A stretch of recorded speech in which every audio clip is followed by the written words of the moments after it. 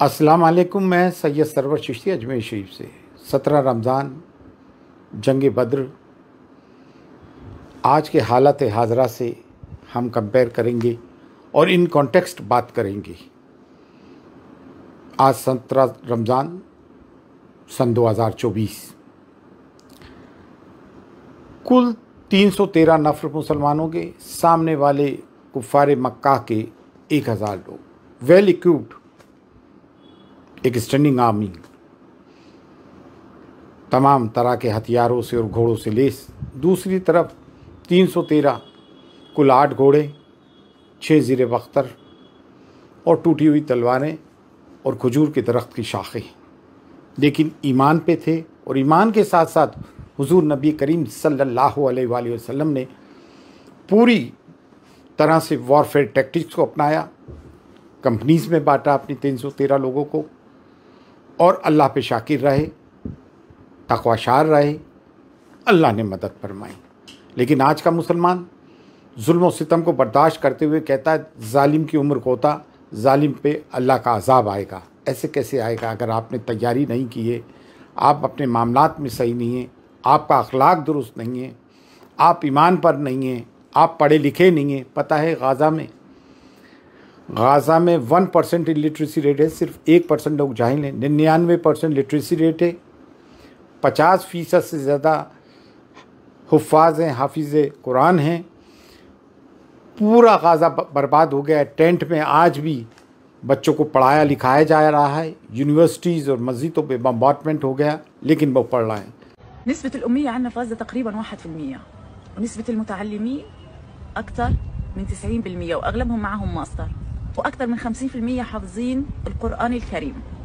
أنا لما كنت ألفلف بين الخيام تفاجأت إنه في من النساء عاملين جروب بأسسوا الأطفال اللي المفترض إنه السنة هاي يكونوا صف أول ابتدائي أو ثاني ابتدائي، وطبعا المدارس والجامعات عندنا مقصوفة، فبدرسوهم رغم الدمار ورغم الإبادة الجماعية اللي إحنا بنتعرض لها. وتفاجأت إنه في محفظات لكتاب الله بحفظ القرآن الكريم في الخيام. الشعب هذا كيف بده ينهزم؟ كيف بده ينهزم؟ قد ما تحاول إنه تتعامل معنا سياسة التجهيل، إحنا مستحيل إنه نكون شعب جاهل. يعني صعب إنه إحنا نكون شعب جاهل، وصعب إنك تهزمنا.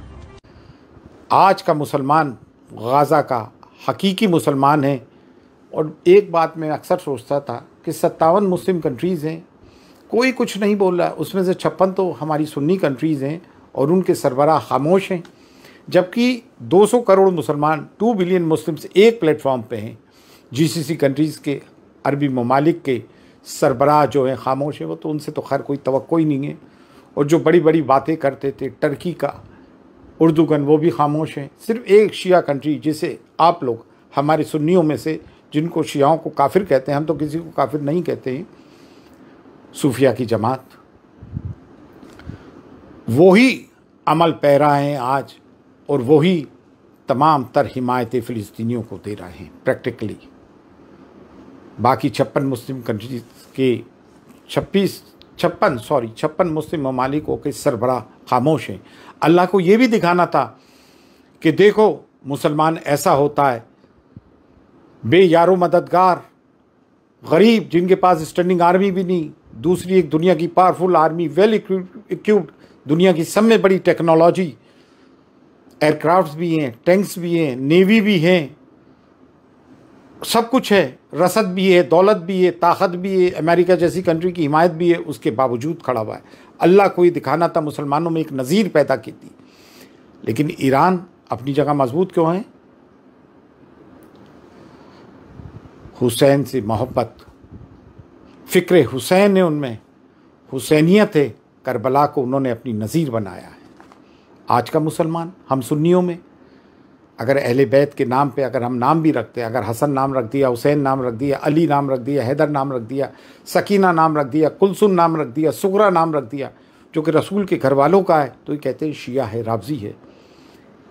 जान रहे हैं, ये प्रैक्टिकली आपके सामने है कि 56 सुन्नी कंट्रीज़ कुछ नहीं बोल रही हैं, एक शिया कंट्री बोल रही है। मैं शियाओं की हिमायत नहीं कर रहा हूँ, मैं हक़ाइक़ बयान कर रहा हूँ। एक चीज़ और, अभी तौक़ीर रज़ा ख़ान साहब के साथ क्या हुआ, सलमान अज़हरी साहब के साथ क्या हुआ। सलमान अज़हरी साहब जो कि खलीफा हैं अज़्ज़त रज़ा साहब के वालिद अख्तर रज़ा खां साहब के, और इस सिलसिले को प्रमोट किया, दराज किया।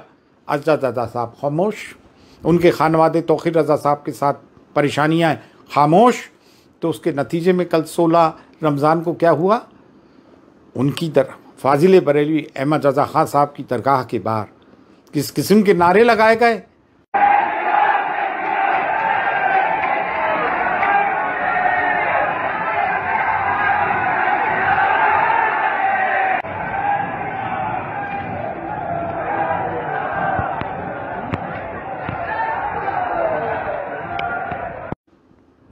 आप लोगों की कमज़ोरी से जब आप एक दूसरे की हिमायत नहीं करोगे तो यही दिन देखने को मिलेंगे।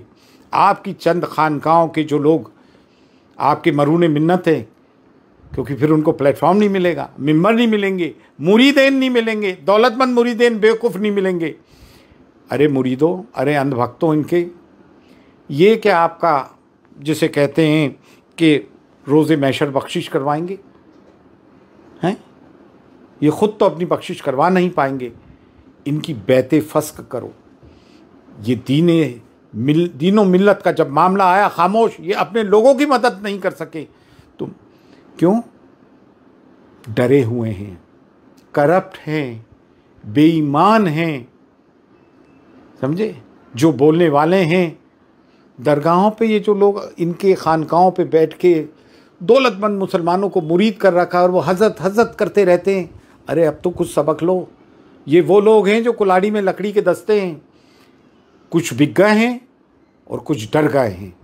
तो मेरा कहने का मतलब ये है, लेकिन एक बात और है, हम मस्तकी इख्तलाफात पे रहते हुए आज भारत का मुसलमान मुत्तहिद है।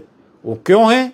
क्योंकि जुल्म और मजालिम जब हम पे ढाए जा रहे हैं तो हम सब, ये जो कोई कह रहा है ना हमें मस्तकी इख्तलाफात है, वो कौम को गुमराह कर रहा है। आज की तारीख में भारत के मुसलमानों में कोई मसलकी इख्तलाफात नहीं है। मसलकी इख्तलाफात हैं, उसके बावजूद मिल्लत में इत्तेहाद है। उन्हीं लोगों ने मसलकी इख्तलाफात पैदा कर रखे, उन मौलवियों ने जिनकी रोज़ी रोटी इस पर है, उनकी सिंडिकेट है।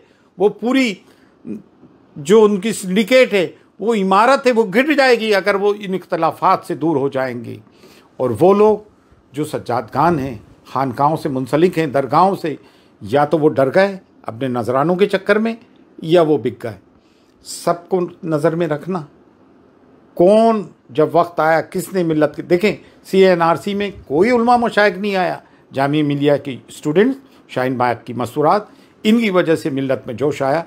किसी की परवाह मत करो। हमारे पास सब में बड़ी ताकत ला इलाहा इल्लल्लाह की है। फ़ी अमानिल्लाह। अल्लाह हाफ़िज़।